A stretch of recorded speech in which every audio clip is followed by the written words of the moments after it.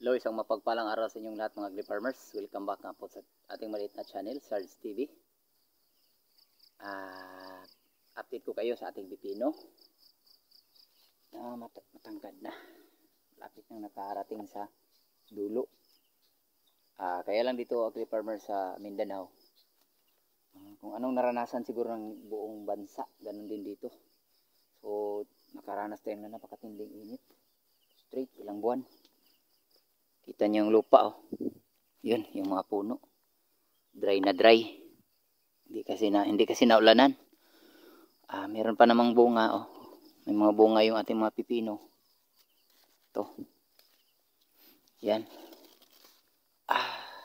At ang ano pa dito ay mura lang. So 14 pesos lang yung kilo. Baka bumaba pa. Kasi ang daming nagpipino, agri-farmers. So sa 8K natin, naka-harvest tayo. Dalawang harvest na tayo. So bukas harvest na naman tayo kasi itong mga ganito kalaki, oh. Yan, mga malalaki na yan. Yan. Hindi pwede yung ma-oversize na. O ito, oh. Pasyal ko kayo doon sa ating sitawan. Ito na yung ating sitawan, oh. Yun. Yung dating pipino na 4K kapuno. So dito natin pinalitan natin ng sitaw. So last cropping na ito sa gumagapang. Siguro susunod dito okra na. Ito dito rin, oh. Hanggang doon sa dulo. Sa kabila. Ito yung itsura ng ating sitaw mga agri-farmers, oh. Payat. Calcium nitrate pa lang yung nabigay natin ito. Hindi pa tayo ng triple 16. Kasi nga grabing init talaga dito. So at least naka calcium nitrate na tayo. Dito rin. Yun. Yung mga sitaw. So, bali kalahating kilo lang ito agri-farmers. At saka lang, oh. Isa-isa lang. Isa per puno. Hindi natin dinalawa. So para mas ma-practice natin yon. Kasi anuhin natin yung dalawang puno pagkatapos ganito kainit yung panahon. Dry season ngayon. Punta tayo sa ating atsalan. So yung siling atsal natin ay nagbubunga na. Yung unang ampalayahan natin, yung pinaka first ampalaya natin na area. Doon yung atsal. Nakalating na sa tuktok agri-farmers. Yung iba meron pang mga konti na lang. Pero dehydrate yung pipino natin. Kasi nga dilig-dilig lang kami manual, hindi namin hindi talaga kagaya ng ulan na napakabasa talaga. So ito, yung may mga matataba, meron ding hindi gaano kataba. Yung normal lang, at saka meron ding payat. Kombinasyon, halo na itong ating So harvest tayo mamayang hapon. Expecting di siguro to abot ng 1 tonelada. Pero okay na. At least nag-harvest na tayo. Dito. Green naman dito banda. Ayan. Ito yung ganiko.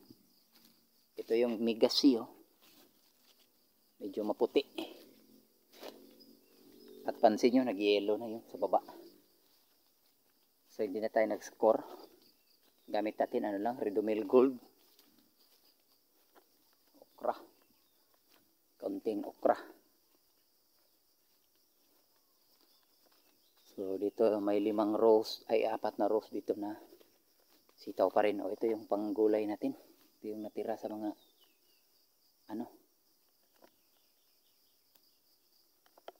palaya. Pang konsumo. So may 4 na rows na natira. So ito, sitaw pa rin yan. Saka dito. Yan. Doon. So ito yung ating update sa ating sili at sal. Ito. May mga tuy-tuy na. So ito yung nangyari sa ating tinapron. Maliit pa tinapron natin. So nagsanga siya. Yan. Ngayon pa lang siya nakabunga. Delay siya. Hanggang dun.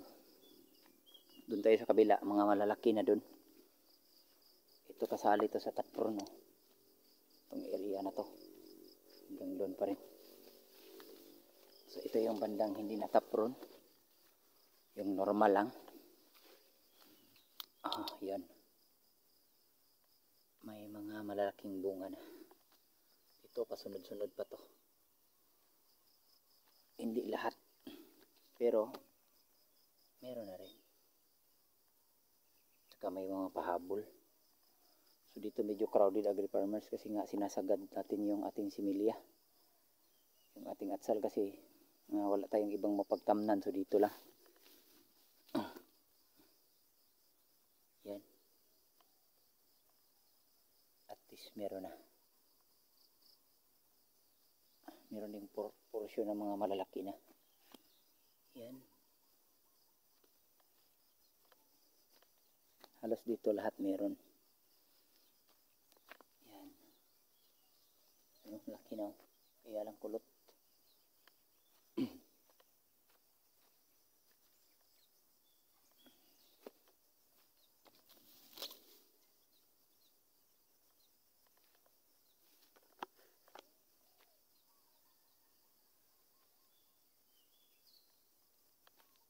Yung hisura, hindi pa siya gaano kataas pero meron na. Take note agri-farmers, hindi ito F1, F2 lang ito. Ito mga malaki. Yan.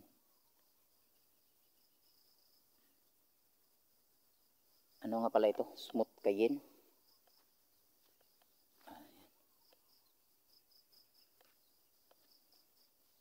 Hanggang doon.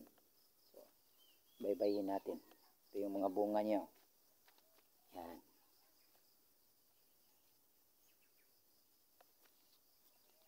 Yan. May mga maliliit. Ito. Mga tuy-tuy. Mahal pa naman ang atsal ngayon. 120.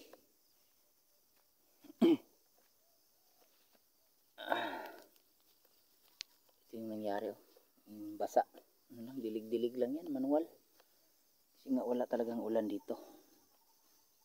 Buti na lang nag-survive yung ating atsal. Ngayon meron na siyang mga bunga. Yan. Sa banda.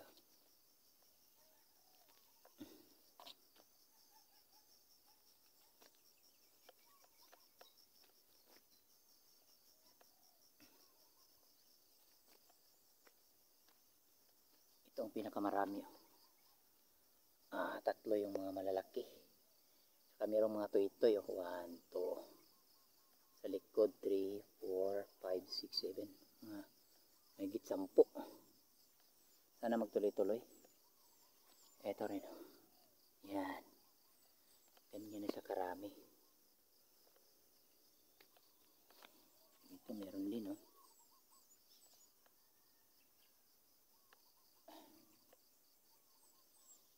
Kaya lang hindi natin maiwasan yung mga ganito. Mga nagkulot. Sanhi ng mites at trips. So, hindi mo na natin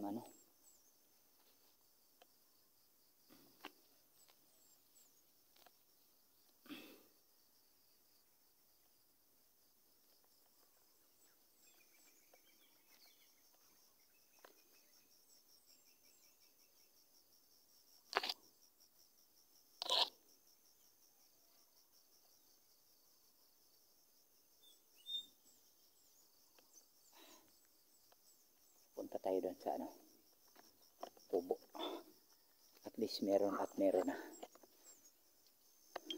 Ito parang siling panigang. Siling haba.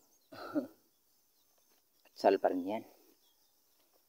Iba talaga yung maturity ng ating F2 sa sabay-sabay man siyang itanim. Hindi talaga kagaya ng ano na halos kasi yung bulas. Yung F1. Dito sa F2 iba talaga. Pero na-prove natin na. So yun lang muna agri-farmers kasi dami nating trabaho dito. So siguro ngayon mag-abono tayo sa ating sitaw. Gamitin natin 1616 yung tira natin dito sa ating sili atsal. So sa siling atsal siguro bilihan natin yan ng ano, bagsak tayo ng abono pagkatapos tabunan natin, basahin natin yung lupa. Kasi nagbubunga na siya, marami siyang bunga. So kailangan natin suportahan yun mga agri-farmers.